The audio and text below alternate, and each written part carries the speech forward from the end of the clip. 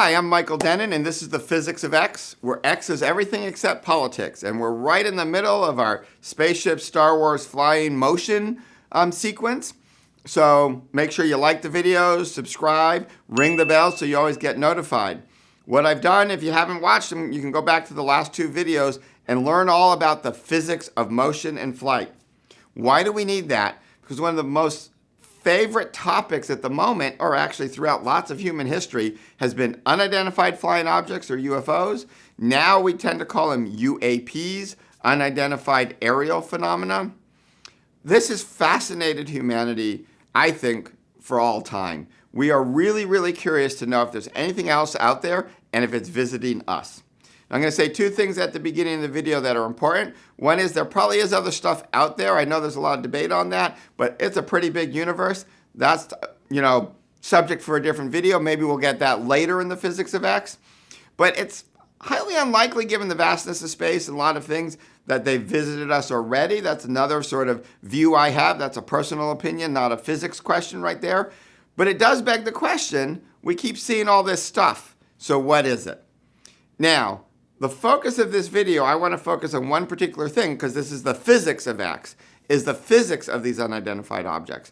And a common phrase that comes up is, oh, I saw something and it completely violated the laws of physics. If you hear that phrase, you should be a little nervous, because stuff does not violate the laws of physics. Now, what people usually mean when they say that is they're completely surprised by what it did. It violated the normal motion they're used to. But the laws of physics are the laws of physics.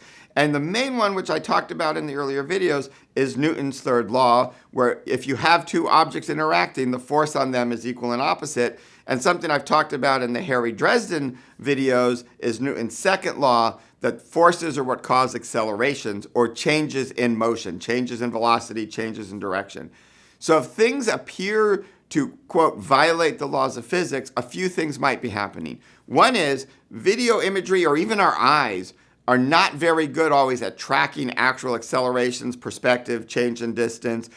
I mean, we're all used to optical illusions that have fooled us most of the time. It doesn't mean the person's lying, untrustworthy, or not good at their job. That is just the way the world works. Things are often presented in these strange views. So you got to be ready for that. The other thing that might be happening is, as I said, it's not actually violating any laws of physics. It's just doing something you don't expect, right? And one of the things, if you really watch things like insects fly, bees, hummingbirds, or you compare that, even some very fancy birds, to what our airplanes do, you'll realize that there's a lot of flight and motion that is very quick, very sudden, and very dramatic compared to what an airplane can do. And we're kind of used to airplanes as objects in flying. So again, you got to be careful what you mean by violating the laws of physics.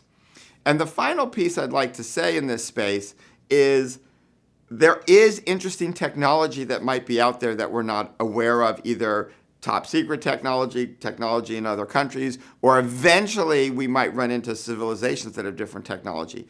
Those technologies might work and look very different than our airplanes, but again, they're not going to violate the laws of physics.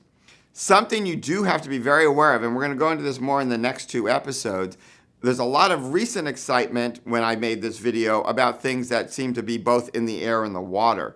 That is a really big challenge.